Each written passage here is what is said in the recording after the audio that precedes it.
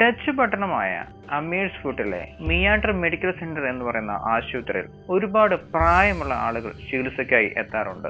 എന്നാൽ 2014 സെപ്റ്റംബർ 1 ആ ആശുപത്രിയിൽ എത്തിയ ഒരു രോഗിക്ക് കുറച്ചധികം പ്രായമുണ്ടായിരുന്നു. ഏകദേശം 1000 വർഷം പഴക്കമുള്ള ബുദ്ധന്റെ ശില്പം.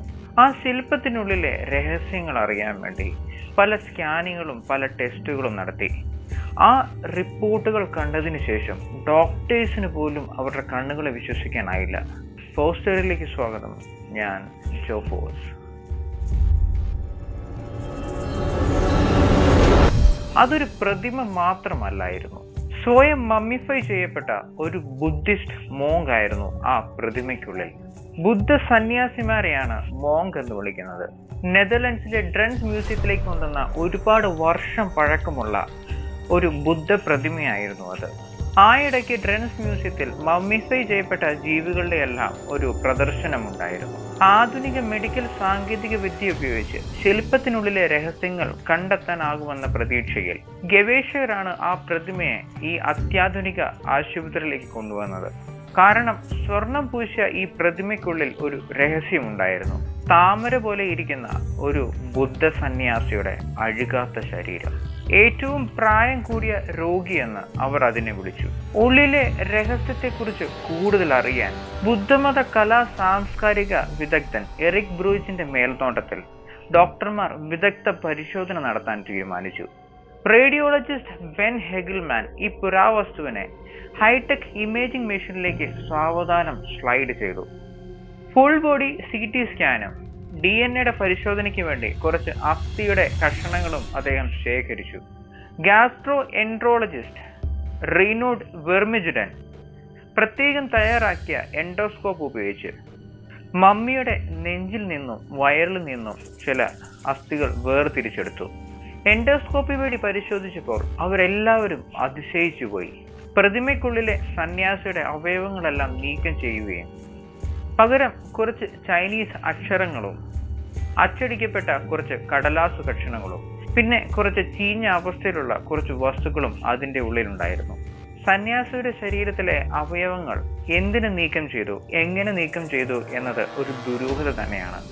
AD 1100 മരണമടഞ്ഞ ചൈനീസ് മെഡിറ്റേഷൻ സ്കൂളിലെ ബുദ്ധമത ആചാര്യനായിരുന്ന ലിയു ക്വാന്റെ മൃതശരീരമാണ് ആ പ്രതിമയ്ക്കുള്ളിലെന്ന് കരുതപ്പെടുന്നു. ലിയു ക്വാന്റെ മൃതശരീരം എങ്ങനെയാണ് ആ പ്രതിമയ്ക്കുള്ളിൽ ചെന്നെത്തിയത്? പഠനമനുസരിച്ച് സന്യാസിമാർ സ്വയം മമ്മിയായതാണ്. ബുദ്ധ സന്യാസിമാർക്കിടയിൽ സ്വയം മമ്മിഫിക്കേഷൻ നടത്തുന്നത് ജപ്പാനിൽ സർവ്വസാധാരണമായിരുന്നു. പക്ഷേ ചൈന ഉൾപ്പെടെയുള്ള മറ്റ് ഏഷ്യൻ രാജ്യങ്ങളിലായിരുന്നു ഇത് നടപ്പിലാക്കിയിരുന്നത്.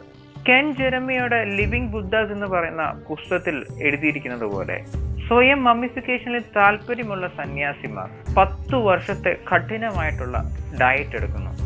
അതൊരു പ്രത്യേകതരം ഡയറ്റാണ്. ഈ പ്രത്യേക ഡയറ്റിലൂടെ ക്രമേണ പട്ടിണിയിലാവുകയും മരണശേഷം അഴുകി നശിക്കാനുള്ള സാധ്യതയെ ഇല്ലാതാക്കുകയും ചെയ്യുന്നു. ഡയറ്റ് പ്ലാൻ അനുസരിച്ച് സന്യാസിമാർ അരി, ഗോതമ്പ്, സോയാബീൻ എന്നിവ കൊണ്ടുണ്ടാക്കുന്ന ഭക്ഷണങ്ങൾ ഒഴിവാക്കുകയും ശരീരത്തിലെ ഈർപ്പവും കൊഴുപ്പും കുറയ്ക്കുന്നതിനു വേണ്ടി മരത്തിന്റെ തൊലി, പഴങ്ങൾ, പരിപ്പ് തുടങ്ങിയ ഭക്ഷണങ്ങൾ മാത്രം കഴിക്കുന്നു. ബാക്ടീരിയ ഉണ്ടാവാതിരിക്കാൻ വേണ്ടി പച്ചമരുന്നുകൾ, പരിപ്പ്, ഉഴുന്ന് തുടങ്ങിയ ഭക്ഷണങ്ങളും അവർ കഴിച്ചു. ശവം തീനി ഈച്ചകളെ തുരത്തുവാനും സ്വയം ശരീരത്തെ എംബാം ചെയ്യുന്നതിനും വേണ്ടി മരപ്പോളിഷ് ഉണ്ടാക്കാൻ വേണ്ടി ഉപയോഗിക്കുന്ന ഒരു തരത്തിലുള്ള വിഷമുള്ള മരപ്പശ അത് പയ്യെ പയ്യെ സേവിക്കുന്നു. അതിലൂടെ വിഷാംശം ശരീരത്തിലേക്ക് കടക്കുകയും ആ വിഷാംശം കാരണം മരണശേഷം ശരീരത്തിലേക്ക് ഈച്ചകളോ പ്രാണികളോ ഒന്നും തന്നെ വന്ന് മുട്ടയിടുകയില്ല. അതുകൊണ്ട് തന്നെ ശവം പുഴുക്കൾ തിന്നുകയുമില്ല. വർഷങ്ങളോളം കർശനമായ കഠിനമായ ഡയറ്റ്. പട്ടിണി കിടന്ന് വയറ് ഒട്ടിയതിനു ശേഷം മണ്ണ് തുരന്ന് ഒരു കുഴിയുണ്ടാക്കി അതിൽ ജീവനോടെ ഈ സന്യാസിയെ അടക്കം ചെയ്യുന്നു. ശ്വാസം ലഭിക്കുന്നതിന് വേണ്ടി ഒരു മുള കൊണ്ടുണ്ടാക്കിയ പൈപ്പും അതിലേക്ക് കുത്തിവെക്കുന്നു. താൻ ജീവനോടെ ഉണ്ടെന്ന് അറിയിക്കുന്നതിന് വേണ്ടി എല്ലാ ദിവസവും മണിയും മുഴക്കും. അഥവാ പതിവ് പോലെയുള്ള മണിശബ്ദം കേട്ടില്ല എങ്കിൽ മരിച്ചു എന്നർത്ഥം. മണിമുഴക്കം അവസാനിക്കുമ്പോൾ പൈപ്പ് നീക്കം ചെയ്യുകയും ശവകുടീരം മുദ്രയിടുകയും ചെയ്യുന്നു. 3 വർഷത്തിന് ശേഷം അനുയായികൾ മണ്ണ് തുരന്ന് ശവം അഴുകിയോ എന്ന് നോക്കുന്നു. അഥവാ അഴുകിയെങ്കിൽ ശരിയായിട്ടുള്ള സംസ്കാരം നടത്തും. അഥവാ അഴുകിയിട്ടില്ലെങ്കിൽ ക്ഷേത്രത്തിൽ കൊണ്ടുപോയി ഒരു തരത്തിലുള്ള പൂജ ചെയ്ത് പ്രതിമയാക്കും. ചില ബുദ്ധമത വിശ്വാസികളെ സംബന്ധിച്ചിടത്തോളം ഇങ്ങനെ മമ്മി ചെയ്യപ്പെട്ട സന്യാസിമാർ മരിച്ചിട്ടില്ല, മറിച്ച് തുഗ്ധം എന്ന് പറയുന്ന ഒരു ധ്യാന അവസ്ഥയിലാണ്. സ്വയം മമ്മിഫിക്കേഷൻ എല്ലാവരും ശരീരത്തിൽ നടക്കത്തില്ല. അത് നടക്കുവാനുള്ള സാധ്യതകൾ വളരെ കുറവാണ്. പക്ഷേ അങ്ങനെ നടന്നിട്ടുമുണ്ട്. അതിൽ ഒന്നായിരുന്നു ഈ സന്യാസിയുടെ പ്രതിമ. ഈ അടുത്ത കാലത്ത് മംഗോളിയയിലെ ഒരു ഗ്രാമത്തിൽ അവിടെ ഒരു വീട്ടിൽ 200 വർഷം പഴക്കമുള്ള പശുവിന്റെ തൊലിയിൽ പൊതിഞ്ഞ ഒരു മമ്മി കിട്ടിയിരുന്നു. അതും ഒരു ബുദ്ധ സന്യാസിയുടെ മമ്മിയായിരുന്നു. ബുദ്ധ പ്രതിമയ്ക്കുള്ളിൽ നിന്ന് കിട്ടിയ ഒരേ ഒരു മമ്മിയായിരുന്നു ലിയു ക്വാന്റേത്.